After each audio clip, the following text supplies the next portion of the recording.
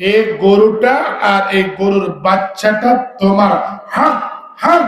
হাদিস, হক হক। হক দিয়ে তুমি গরু আর গরুর বাছুর কিনিয়ে ভাঙো। আল্লাহু আকবার। যুবক কাজের ছেলে বলল, ভাই আমার সাথে আপনি একটু ইসলামী দুষ্টামি করবেন না। আমি সামান্য কয়টা একদিনের কাজের বিনিময়ে টাকা পাবো, আর আপনি গরু আর গরুর বাচ্চা দেখেছেন, ভাই দুষ্টামি করিয়েন না, আমার টাকাটা দিয়ে দেন। বাড়ির মালিক বলল,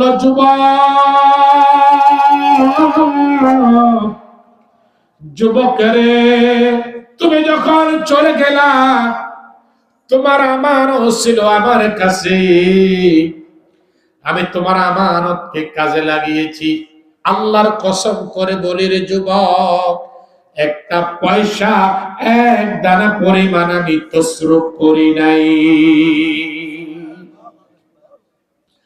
তোমার সবটাকে আমি কাজে লাগাইলাম, খাদ্য উৎপন্ন করলাম, সেটা বিক্রি করে আমি এই গরু আর গরুর বাছুরটা কিনলাম। গরু কিনলাম, সেখান থেকে বাছুর হয়েছে। যুবক যাও যাও, গরু আর গরুর বাছুরের মালিক আমি না। হাত হাত তুমি তাড়িয়ে তাড়িয়ে দৌড়িয়ে দৌড়িয়ে তোমার সম্পদ তুমি নিয়ে যাও। আল্লাহর নবী বলেন, সাহাবারা শোনো। এবার যুবক কয়, আল্লাহ ওই দিন যদি আমি ইচ্ছা করতাম সামান্য একদিনের কাজে টাকা দিয়ে ওই কাফলা লোকটারে বিদায় করে দিতে পারতাম, পারতুনি।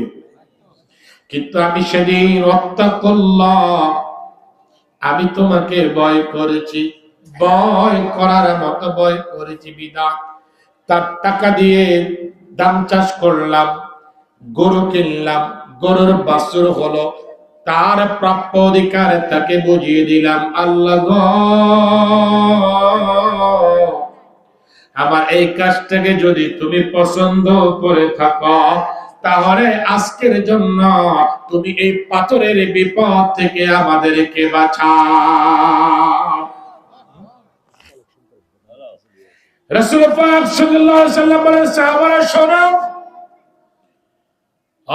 যুবক ছেলেটি দোয়া করতে দেরি হলো, পাথরের মুখের দ্বিতীয় ভাগ সরে যেতে আর দেরি হলো না। বাবারা ভাইয়েরা এবার একটু খেয়াল করে উত্তর